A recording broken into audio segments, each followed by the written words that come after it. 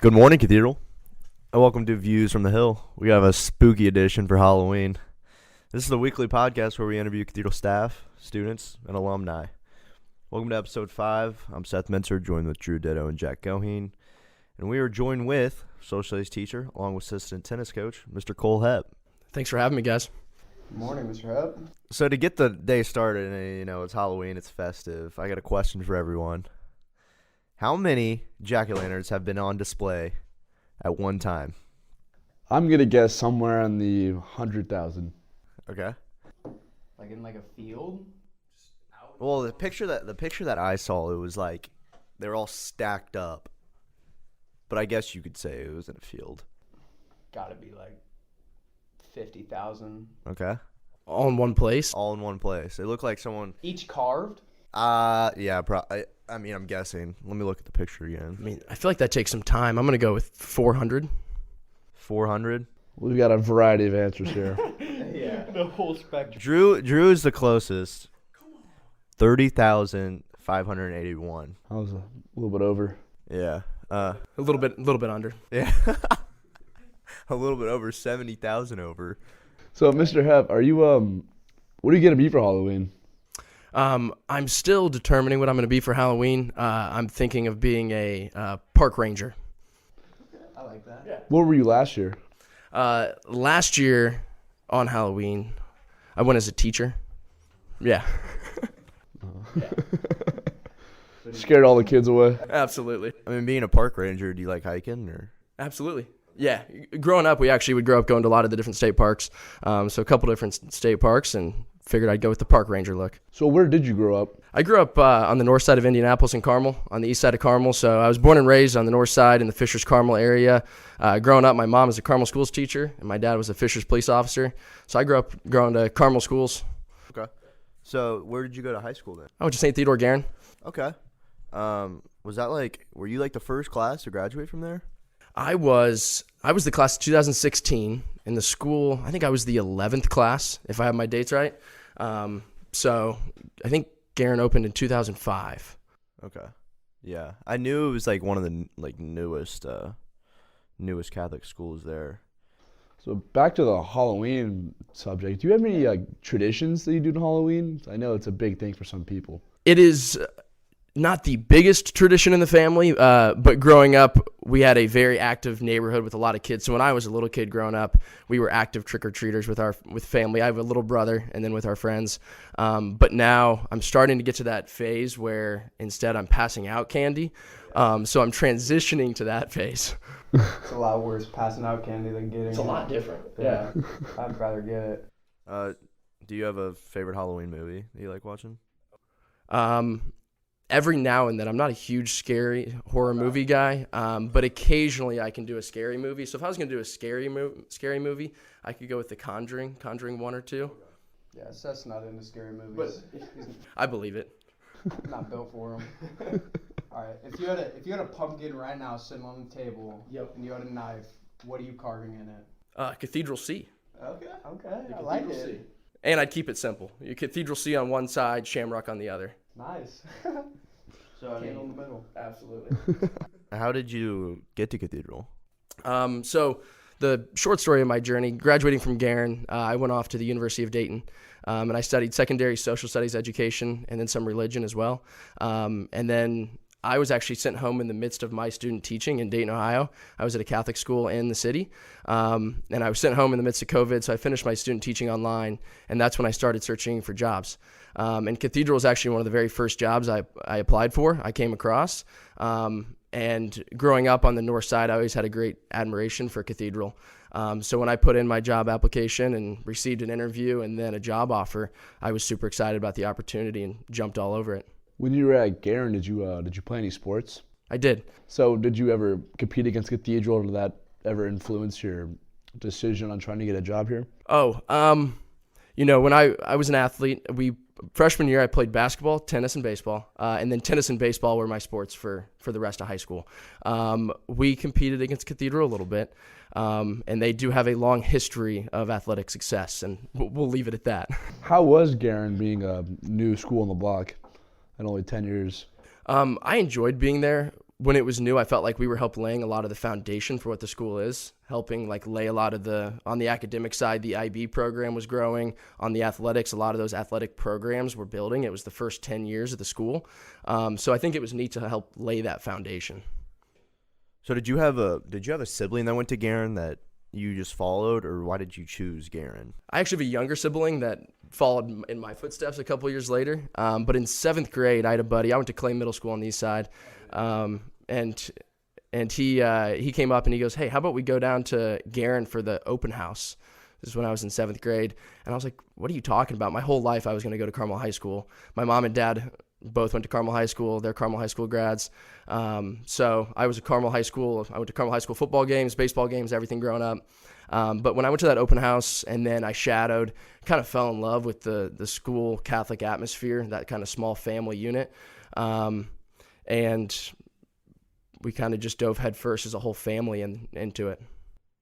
So before you went to Garin, you weren't.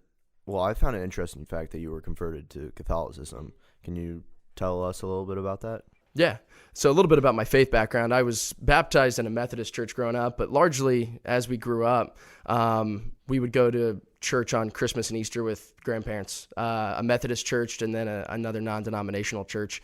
And then through high school, I went to Grace non-denominational church up in the Carmel-Noblesville area. But Garin was my first taste of like what it meant to belong to a church or belong to like a family of faith. So I would say the first few years of high school, I just enjoyed growing in my faith and growing and learning about the Christian faith. And then by the time senior year rolled around, I was starting to ask a lot of questions and learn about the Catholic faith more. And then when I went off to Dayton my freshman year, I found RCIA, which is the process you go through to become Catholic and be confirmed. So I was confirmed the Easter Vigil of 2017 at Dayton. Do you think if you didn't go to Garin, you would have never converted? You know, I've asked myself that question a lot. And I would like to say that God would have still led me to the faith and to the Catholic Church, but I know my journey would have been a lot different. So I have a huge thanks to my buddy in 7th grade that was, "Hey, let's check out Garin," and then to the formation that I received in high school that kind of led me to the church. So I don't think I'd necessarily be a teacher, a coach, or at least not a teacher and a coach at Cathedral if I wouldn't have had the opportunity to go to Garin and then to become Catholic at UD.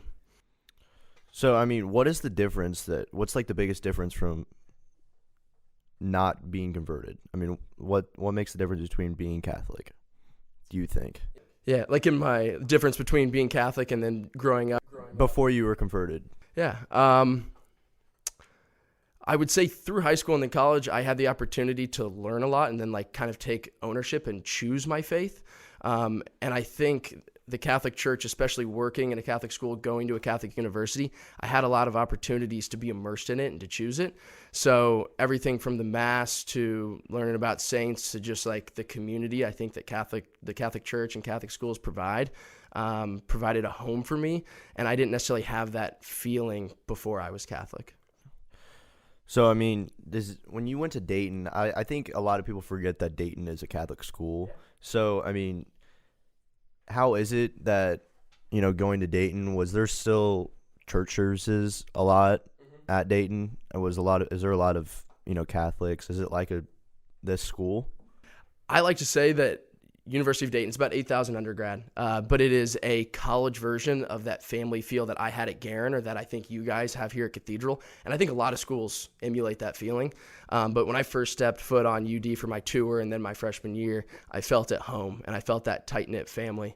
And then when it comes to like the presence of faith, the Chapel of Immaculate Conception, UD's chapel, is right in the middle of campus.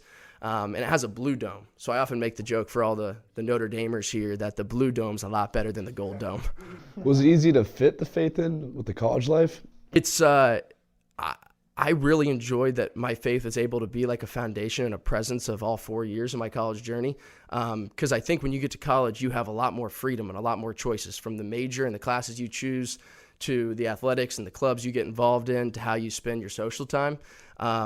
And for me, going to a Catholic school let my faith with friends, opportunities, what I was involved in, kind of be a presence. I'm going to move to Cathedral for a second. Yeah. What do you think is your favorite part of being a teacher at Cathedral? I think it's got to be how quickly I felt welcomed by all the students, all the athletes, all the teachers. I felt that family feel real quick. And that's huge thanks to right when I was hired, I got a call from Mr. No, Mark No, and he asked me if I'd be interested in helping out with the Irish netters. And that was a huge instant family feel for me. I started coming to workouts that summer before I started teaching here. And so I think that's been a huge plus. So from the get-go, I felt welcomed by the tennis team, and then jumping into the classroom, I just think we have some of the best students around. Yeah. So how long have you been here? This is my second year. So last year I taught social studies, and then I transitioned to teach religion this year. Oh, you're a religion teacher now. I did not know that. Yeah, I'm teaching religion this year. So did you have to go to school for that?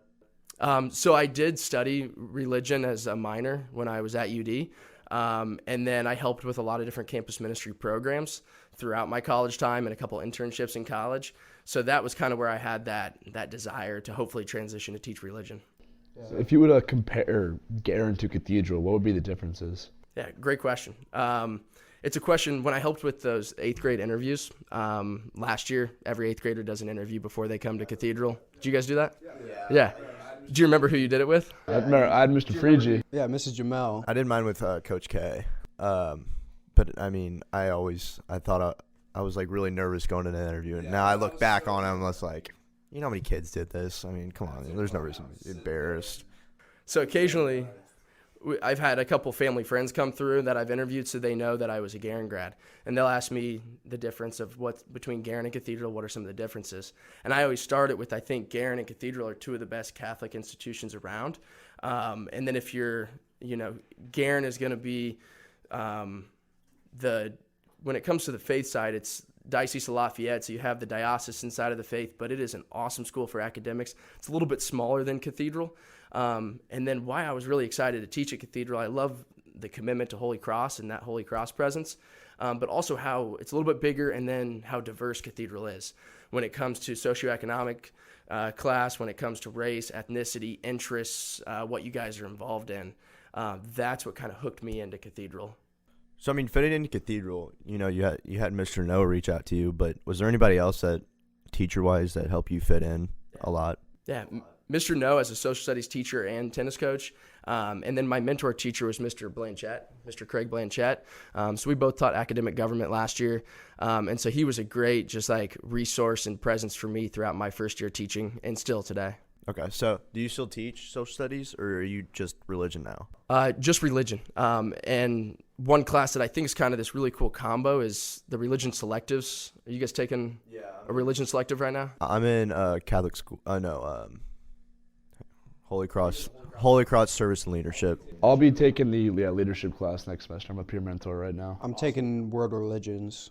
Cool. I'm teaching the religion and politics course. So I think this is the really cool blend between religion and theology and then social studies, with the goal of looking at how our Catholic faith is interwoven and has a place in American politics. So that's kind of my blend of religion and social studies. And then I also teach sophomore religion and then Catholic social teaching for juniors and seniors. Do you think as a social studies teacher to Catholic religion teacher, do you think that Catholic faith, or just faith in general, has been decreased, being talked about? I feel like friends or family, not family, I would say friends aren't talking about their faith as much. I would agree, and I think faith, when it comes up with friends, family, can be such an important conversation, and that's really how I grew in my faith. Growing up, we talked about our faith around the holidays with grandparents and my parents, and then a little bit throughout regular weeks. But when I got to Garen, I was surrounded by the faith. I was surrounded by friends that had grown up Catholic, so I was in conversations. I had awesome teachers who I had conversations with about faith. But I do think there's been a general decline of that presence of faith, whether it's how you talk about it. But what really inspires me is I think we've got some awesome students, teachers here who bring that to the light in just such a peaceful, great way. I think that's why I love Cathedral so much, is if I was at a public school, I wouldn't be able to practice my faith as much. And I think if I wasn't here, I wouldn't be as close as I am with being Catholic. Absolutely. Yeah, I agree. On the football team, I think a really good part of it is we go to mass before games every Friday. I think that's just like a really important part of being at Cathedral. Just always being able to be one with your faith. And I've been down there before your guys' Friday night masses, and that is super cool to see you guys in uniform all facing the altar before you go out. Yeah, everybody just kind of focusing up. Yeah. Something I'd love to do with the tennis team at some point. I was talking to Father Emmanuel and a couple others of if we were allowed to do an outdoor mass maybe just before the tennis season as a whole, is setting up the altar on the tennis courts and then we have about 65 guys play tennis. And then in the spring last year we had 75 girls play tennis. Is setting it up so everybody can go to mass on the tennis courts. But kind of got that inspiration from you guys being committed to that every Friday. I like that idea. We have all the players doing the readings and the communion and everything. And we'll say the rosary on the way to the game. I wanted to ask you guys about that. Do you guys say the rosary on the bus ride to some of your games? All of them, yeah. Every game? Yeah. Is it player led? No, it's probably different on different buses. And then you guys just jump in with all the prayers? Yeah. That's awesome. Yeah, they've been doing that forever. Like we at our senior meal, we were talking to Jeremy Trueblood, who, what year did he graduate? To around 2000. I think 2000, 2000, yeah, something like that. Yeah. But he asked us if we're still doing the rosary before games. So they've been doing that forever, which I think is cool. That's really cool. I mean, yeah, the traditions just go on with football. I mean, we have touching the rock whenever we pass it. There's so many traditions. Are there any big traditions with tennis right now? Let's see. And I'm hoping, we can lay some of these foundations with some of those faith traditions. But before and after every practice and match, we pray. We have kind of a tradition of the way that we break it down, some traditions in the way that we warm up and things. So there's some cool traditions. And I know a lot of the JV players have a strong, I would say, netters camaraderie too, where there's been a history of the Irish netters having a Twitter account. And I think that's a really cool piece of team unity that you get with tennis. Because when it comes to tennis, football is a team sport through and through. If you play tennis growing up, it's mostly an individual sport. You compete in a lot of singles tournaments, you play singles, occasionally maybe you play some doubles, which is, I think, a cool glimpse of a team sport. But when you get to high school, it's a team of 70 guys. And it's cool to see that gel and become a team sport. Also, when you compete at the varsity level, it's a team score. It's not just about your individual score. Did you try to play tennis in college or keep that up? So through high school, tennis and baseball were my main sports. And then when I got done with high school, I was kind of ready for that next chapter of jumping into what I was going to study. And then I played intramurals through college. So my main intramurals, I was fraternity softball team. We have a couple championships in our book. And then volleyball was another favorite. And then I dabbled in a few others. So Do you still play it now on the weekends or something? yeah, I'll hit sometimes. And actually the sport that I've been playing more and more of is pickleball. I got a net at my house too. Yeah. Have you guys played pickle? Yeah, we play at his house a lot. I think it's something anybody could just pick up and play, but it can also get you guys get competitive with it? It gets really competitive. Oh yeah. In my neighborhood, there's a group of 30 dads that all meet up with 4 rings. They bring out lights, so it's dark out and they're going, and they have some massive tournament every time. Yeah, I think it's definitely easier for older adults to play that instead of real tennis. Yeah. Do you not only tennis, but do you ever see yourself in the future maybe teaching another or coaching another sport? I think if I were to coach another sport, I'd be interested in baseball. It was really cool to jump in and do boys tennis in the fall, girls tennis in the spring, and that was a perfect balance, and I loved my first year with both those teams. And then baseball growing up was my other main sport, a passion. I love baseball through and through, love playing it, love thinking through it. So that'd be something maybe down the road I'd be open to. So tennis coach, that was the first coach experience you've ever had? Yeah, through college, I helped with maybe a couple little things, but for the most part, that was the first coaching experience that I really had. And Mr. No was a great mentor, and I think the coolest part is getting to go out there and compete from a new lens and helping you guys, helping high schoolers compete, and really, I think, gel together as a team. I think it's something really neat. So I always see you around Cathedral. You're always on the new section of the Cathedral, and I mean, you're such a likable teacher. I mean, is there something that you do that students just really love about you that makes you so awesome? Well, I appreciate it. I think my main mission here too is to like get to know you guys, get to know the students, and journey with you, whether it's on the tennis courts, in the classroom, or just seeing you guys in the hallway. So what I love is getting to know you guys, what you're interested in, what sports you play, what clubs you're involved in. And I think that's what my main goal is, to engage with you guys, and I hope that that's going well. So do you ever see yourself teaching something else besides religion in the future? I would say my main passion is religion and social studies, and really that blend of religion and social studies. I've really enjoyed that religion and politics class that I mentioned. And so it's really neat that I'm getting to help form that class for the first time.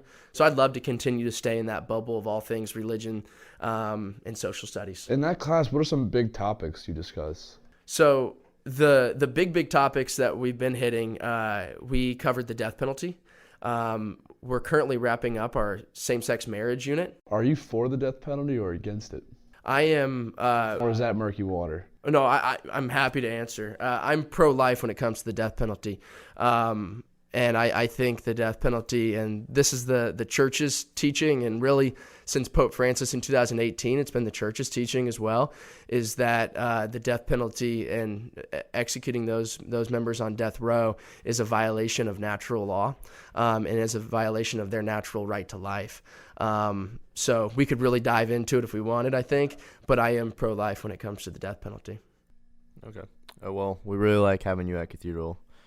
So to wrap it up, do you have a favorite Halloween candy?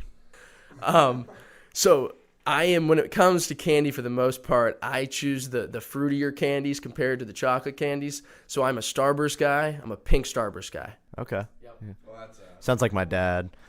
I love Starburst. The pink Starburst is a big one. All right. Well, thank you, Mr. Hepp, for joining the podcast. You can follow us on Instagram at VFTH Podcast and subscribe to the YouTube channel at Go Cathedral High School. I'm Seth Mentor, Drew Ditto, Jack Goheen. Thank you, Mr. Hepp. Hey, thanks for being here, guys. It was a pleasure.